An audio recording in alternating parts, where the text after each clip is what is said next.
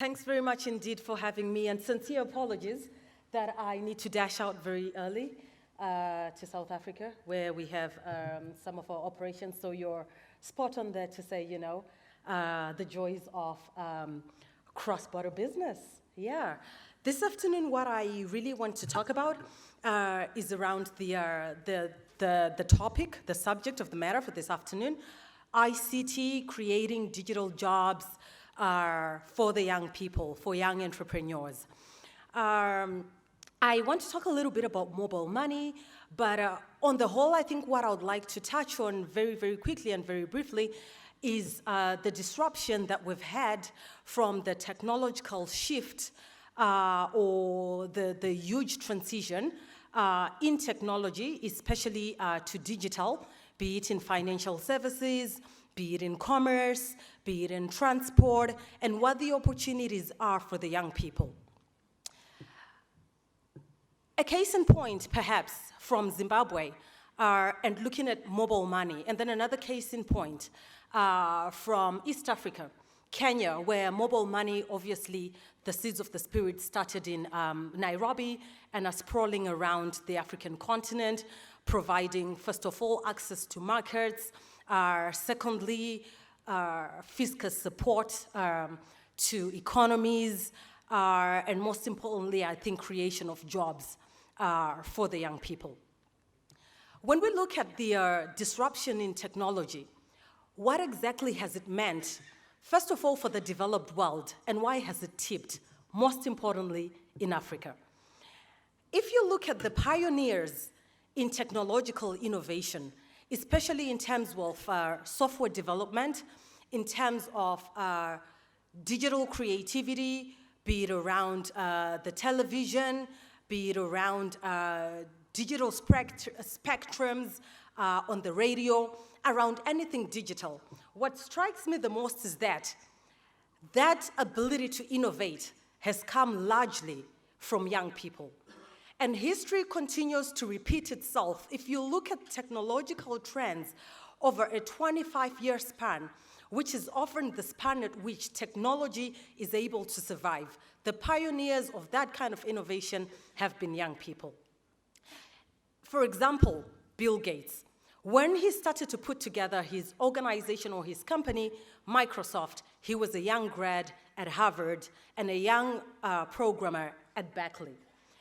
And young people here are defying the odds, and they're able to test the borders and create things that our countries, things that continents have never seen before. And if I take a case in point and maybe look at the famous PayPal that was put together by a young guy in South Africa whose name is Elon Musk. He put that business together when he was a youth. And that was before his time, before reaching an age of 35. PayPal today is one of the biggest digital businesses that empowers a business that you might all know about, that is a global marketplace called eBay, that brings together entrepreneurs and allows them to access global markets worldwide. Now, mobile money.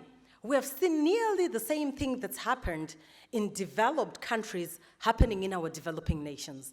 Case in point, tennis script to M-Pesa 7 years ago, where a veteran of innovators from Vodafone in the UK came to Nairobi and said, we want to be able to use technology, first of all, to bridge the gap around financial inclusion, but also, most importantly, to be able to create jobs.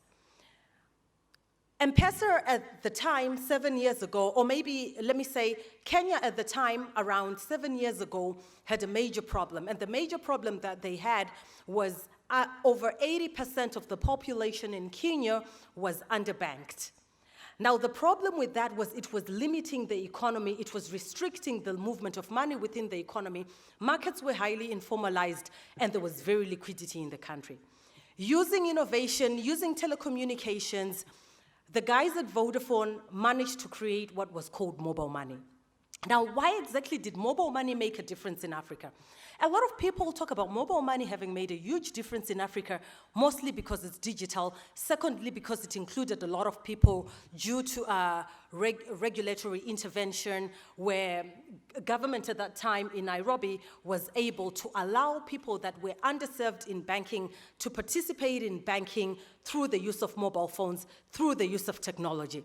But I beg to differ slightly. I think something happened here that we in Africa tend to ignore. Mobile as it is called, mobile money as it is called, is largely mobile. Who are the most mobile people that any nation, that any continent is able to provide us? It's the youth.